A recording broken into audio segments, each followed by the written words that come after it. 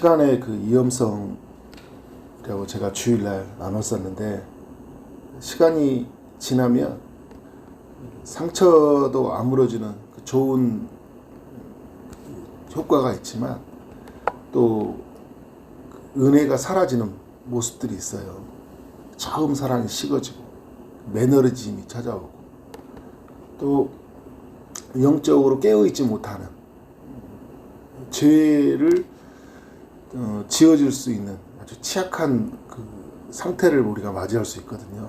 다윗이 그 모습을 우리에게 보여주고 있습니다. 사무엘하 11장을 보면서 다윗도 무너져 버리는구나. 그렇게 신실한 다윗도 한순간에 무너져 버리는구나. 이걸 우리에게 보여주고 있어요. 그래서 여러분, 누구든지 무너질 수 있다라는 거예요. 예수님 이에 이 땅에 태어난 인간은요, 다 무너집니다. 아담도 무너졌고 다윗도 무너지고 다 무너져요. 깨어있지 않으면 무너집니다. 영적으로 그 긴장감을 갖지 않으면, 하나님 말씀으로 무장하지 않으면, 성령의 능력을 힘입고 살지 않으면 무너질 수 있다라는 것을 오늘 본문이 보여주고 있어요. 1절에 보면 다윗과 이제 그 부하들이 싸움을 마치고 왔잖아요. 부하들은 여전히 전쟁 중에 있어요. 어제 나오는 말씀 보면 아람과 암몬이 연합군으로 싸웠잖아요. 아람군은 이겼어요. 다시는 이제 아람군이 암몬하고 이제 같이 싸우지 않기로 결단했다고 했잖아요. 암몬은 어떻게 하냐는 거예요. 여전히 전쟁 중에 있고, 아람과의 마지막 싸움할 때 다윗이 출전해서 그들을 이겼잖아요. 그러나 여전히 암몬 자손과의 전쟁 중에 있었어요. 그런데 이제 이 전쟁의 그런 상태를 보면 어떻게 해요? 딱 보니까 이길 만한 싸움이에요.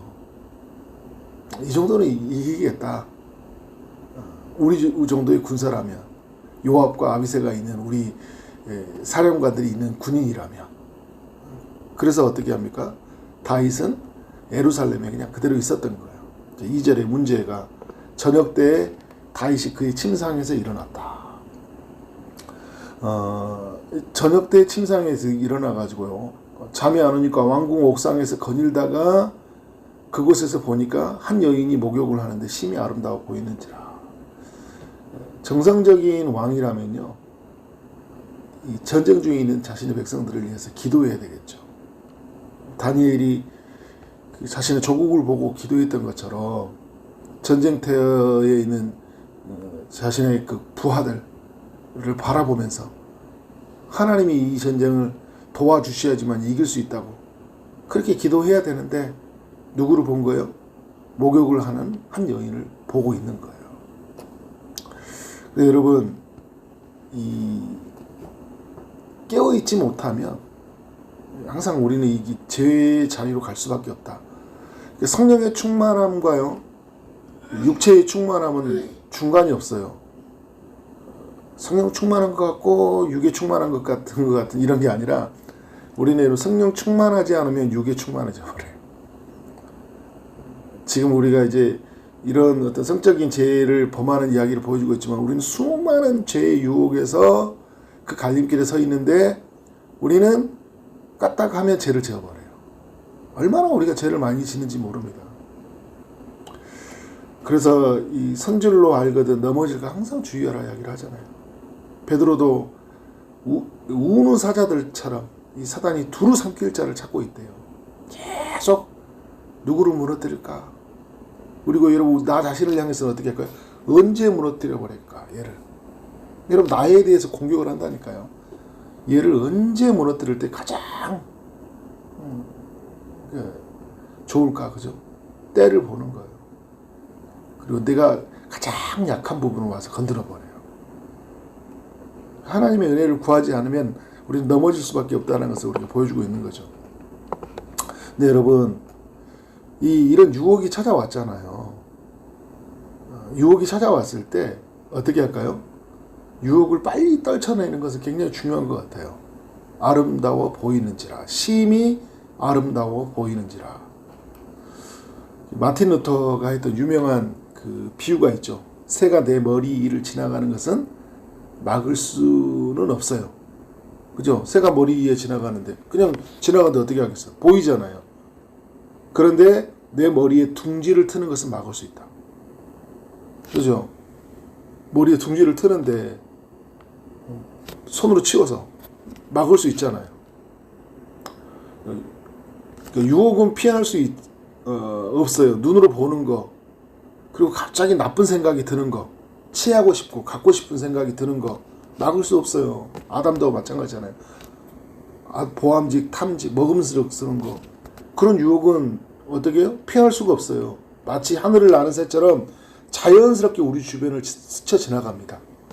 우리는 하루에도 수없이 많은 스쳐 지나가는 유혹들이 있다라는 거예요. 그러나 그것이 우리 마음에 둥지를 틀지 않도록 막을 수는 있어요, 우리가. 그러니까 유혹을 마음에 두고 키우느냐 거부할 것이냐라는 것은 우리의 선택에 달려있다라는 거예요. 그런데 여러분, 그것을 우리의 마음에 품고 있으면 어떻게 돼요? 점점 이것은요, 우리의 습관과 행동으로 발전이 돼요. 둥지를 튼다라는 거예요. 그래서 어떻게 됩니까? 피할 수 없는 아주 큰 죄를 지고 말아요.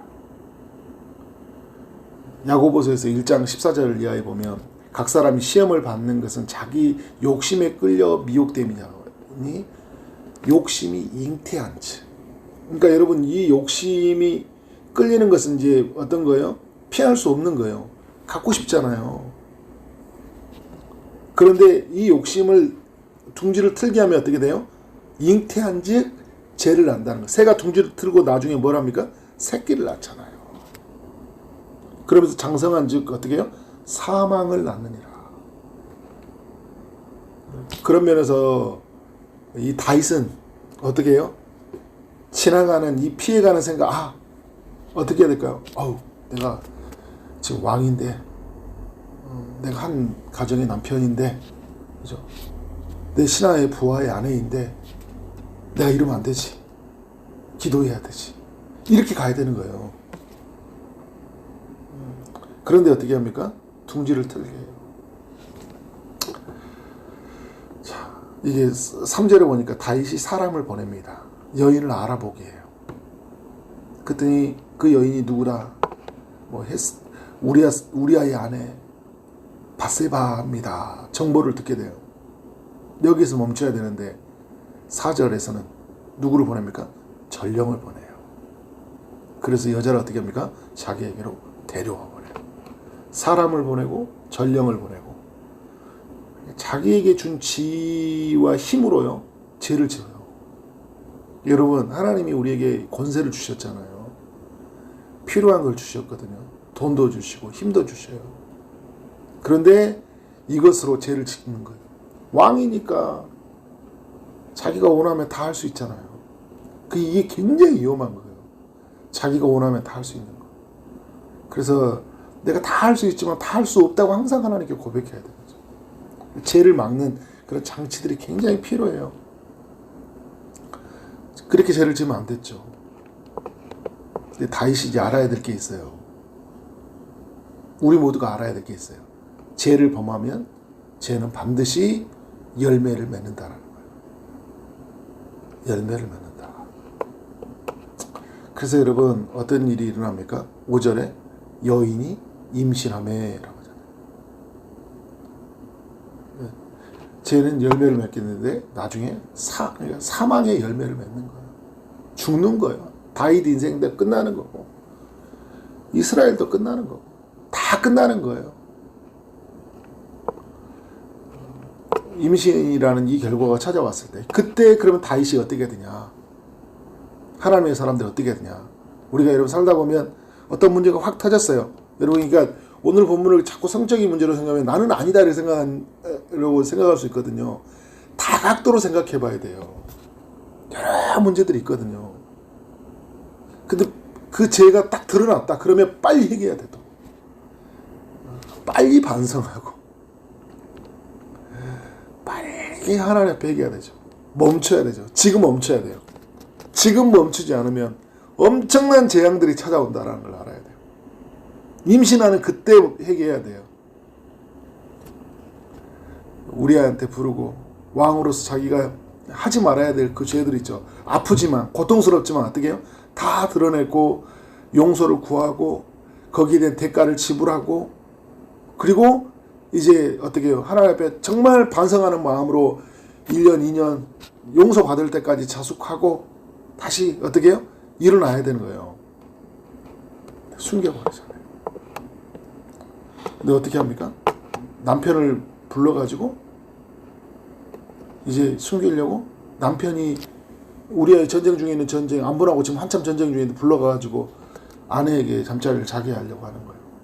그러니까 다윗이 임신하지 않았다는 걸 숨기려고 하는 거잖아요.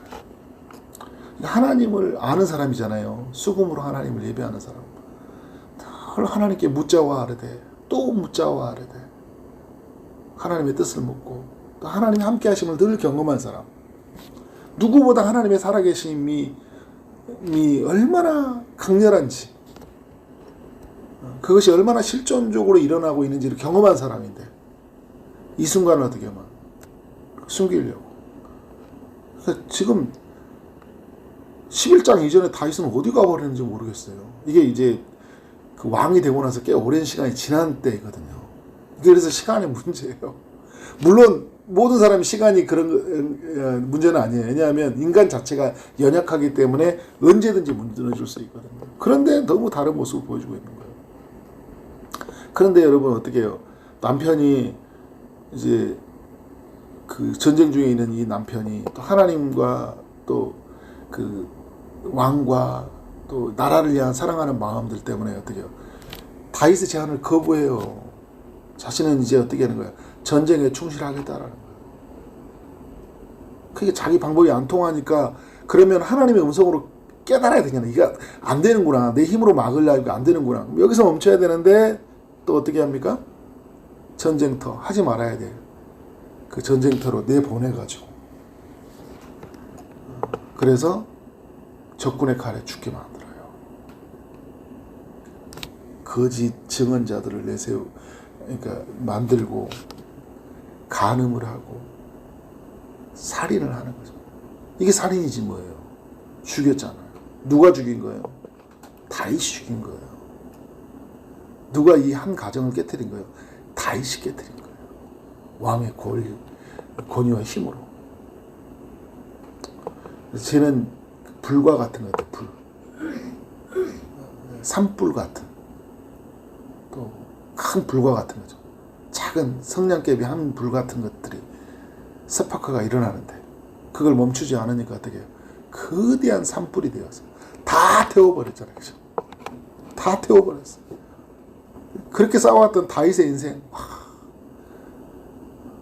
이 왕이 되려고 얼마나 많은 고난과 그죠? 십수년을 그렇게 왕의 그 모진 세월을 걷고 수치와 어려움들을 겪으면서 왕의 자리에 서가지고 존경과 사랑, 다 명예 다 받았는데 한 번에 다 날려버렸어요. 근데 여러분 오늘 보면 이제 우리아도 아내가 울잖아요. 죽음을 두고 26절에. 27절에 장례를 마침에 다윗이 사람을 보내매 그를 왕궁으로 데려오니 그의 아내가 되어 그에게 아들을 낳으니라. 다윗이 행한 그 일이 여호와의 보시기에 악하니라. 누구 보시기에 악하다고요? 여호와의 보시기에 악하다 이야기하고 있어요. 근데 여러분 우리가 참 이게 알아야 될 게 뭐냐면 이 다윗이 이제 그 12장에 가보면 요단이 찾아오잖아요. 다윗이 계속 숨기려고 했어요. 근데 들키잖아요.